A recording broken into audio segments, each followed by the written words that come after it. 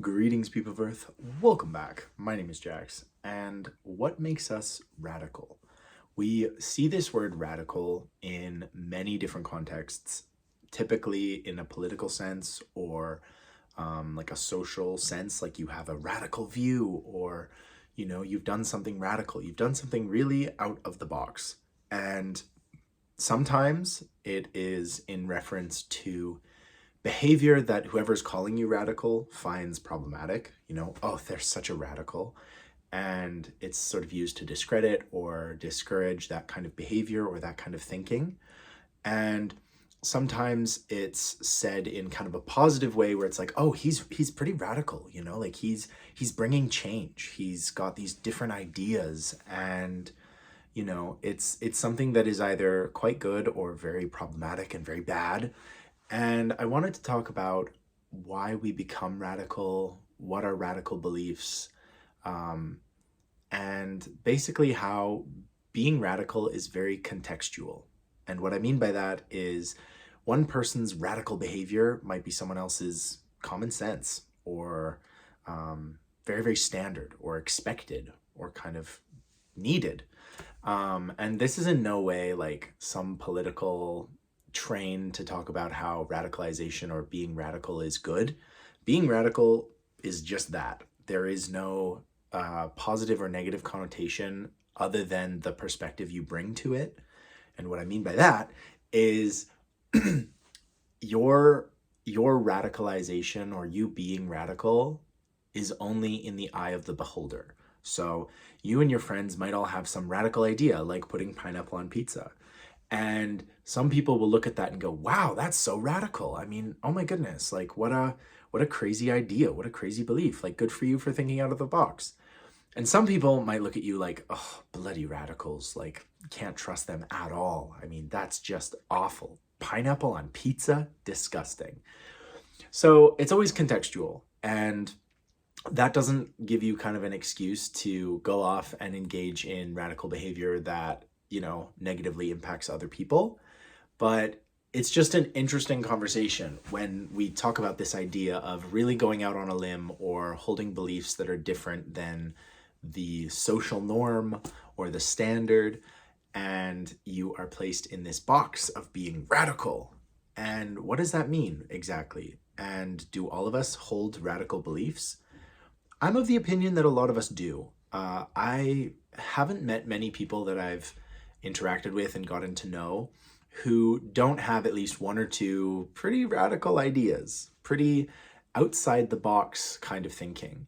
One of my cousins is a very, very well-educated person and is absolutely convinced that the best form of government is monarchy. And they're super behind it. They're like, yeah, I don't want an elected official. I don't want a politician corrupting what I say. I want someone who is from birth taught, the Constitution and how to behave and to not get involved in political squabbles.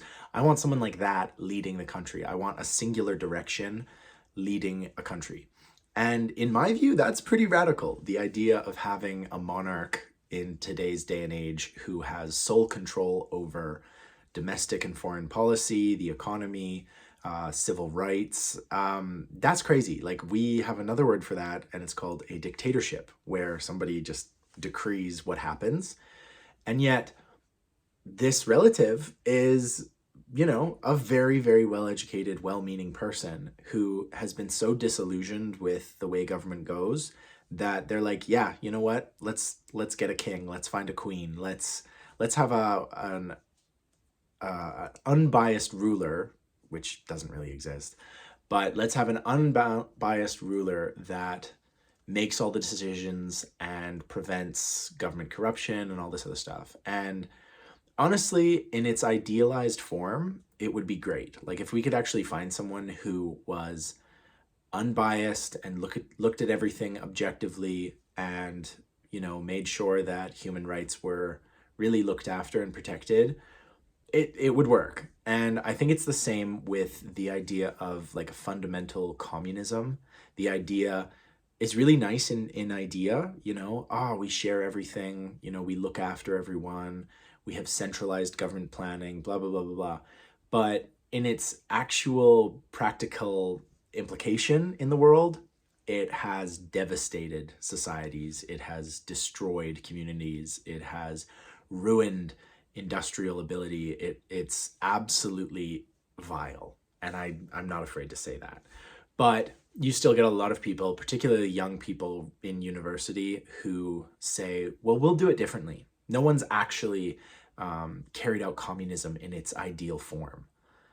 Okay, but you realize you're being quite radical with that belief. And you're going out on a limb saying that you're smarter than everyone else who's tried to do this thing and that you'll do it right. We'll do it right this time, guys. The student revolution, yeah, that's really going to work. And so, like it or not, I think most people who live a fairly normal life, middle class, that sort of thing, I think all of us have radical beliefs within us. And what it really comes down to in a pragmatic sense is, how do you actually want this thing to happen? And so it's one thing to vote for politicians or for government officials that you think might encourage this radical belief, but it's another thing to do it in a way that is less than fair or legal or correct or socially beneficial, revolutions, things like that. I mean, we have other areas in which we can carry out our radical beliefs. We can have debates with people, and you tend to find very radical people tend to be in debates quite a lot. They get into it quite often. There's obviously protest movements and, civil disobedience and things like that can help facilitate your radical belief. But in general, I think your radical belief, like I said, is very contextually based. So I remember being quite young, and the idea of a green party was quite radical. The idea of having a party that's primary platform was environmental protection. And a lot of these early green parties engaged in quite disruptive protest and publicity stunts.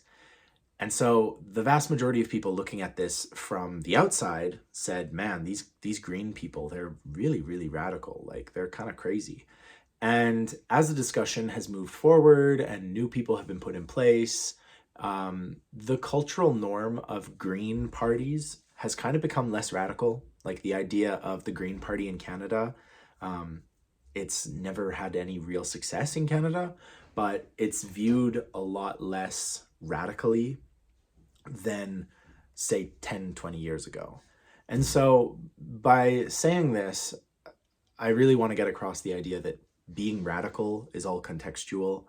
And I think a lot of student protest organizations kind of understand this, and they understand that if you're out there loud and proud, you have a few publicity stunts that get you seen, eventually there's this normalization process. And we've seen this with populist movements politically, and you can also see it with the first time someone comes up to you with a radical idea, like pineapple on pizza.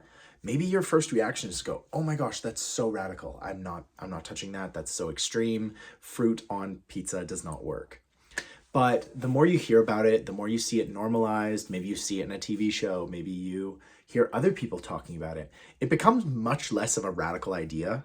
And once you realize that actually other people are thinking about this or engaging in it, suddenly it doesn't seem so radical. Suddenly it seems like, oh, maybe I'm the one late to the party. And we humans hate being late to the party. So again, the normalization process comes in. And I think it can be very beneficial, and it can also be really dangerous, because like we've seen politically, economically, socially, celebrities, whatever you want to look at, when you normalize something and bring that to its standard level, where the vast majority of people are kind of like, well, it is a thing. It's, I like it, or I don't really like it, but whatever. That kind of normalization process eventually leads people to extreme radical behavior, because as soon as you get away with this step, the natural progression is this step and then this step. And as we normalize certain behaviors and ideas and policies, we end up completely changing the way we interact, or we change what is considered the normal standard. And although there isn't really any set normal standard, and I acknowledge that, this radical behavior that slowly creeps into society in one way or another can be crazy. Like, it can be a really big change. Don't get me wrong, it can be a good change. Like I said, I stand by the idea that radical action or radical ideas can be good or bad. I think a great example of this is the LGBT acceptance in Western society, where 50 years ago, the idea of two men getting married was absolutely abhorrent to so many people. Oh my gosh, we can't do that. And slowly, over the course of generations, with positive media, good representation, just talking to people, when people realize, like, oh, my nephew's gay or my son's gay, that really does help to de-radicalize the idea that everybody should be treated equally. I know, shocking idea. But you can kind of see how radical behaviors can influence a society and change us for the better or worse. And if what I said at the beginning, everybody has a radical belief, if that is true, we do have to be careful with what we decide to normalize and what we decide to say, yeah, that's acceptable, because we have historical precedent for ideas and policies and governments that were really radical, and they took a real toll on us as human beings and our society, and what we had to do to stop these societies and these radical motions from snowballing and essentially changing the way we live our lives. So that's my thought for today. I don't know if I really have any strong radical ideas. I like to think that a lot of my ideas are just based on compassion and understanding humans, and not interfering with their personal lives. But I'm sure from everyone's perspective, your ideas are not radical. They seem pretty common sense to you, and that's why they're your ideas. But I'd be interested to know if any of you have a radical idea that you think is radical in our society, in our context, and let me know what you think. You don't necessarily have to tell me your belief, because it's YouTube. You gotta be careful with the comments. Also, if you see someone's radical belief down below, try and be a little respectful. Try and understand their perspective. I'm not going to tell you to not critique it or debate it, because, again, it's YouTube and you are free to do as you wish. But I just ask that we keep the temperature of the comments maybe a little more tame. Constructive criticism. Let's go with that. Thank you. Hopefully I will not be a radical leading the charge on some great rebellion, but you never know. I hope you guys are having a beautiful day, week, month, year, century, millennium, whatever you're having. I hope it's amazing. And as always, I will talk to you guys tomorrow.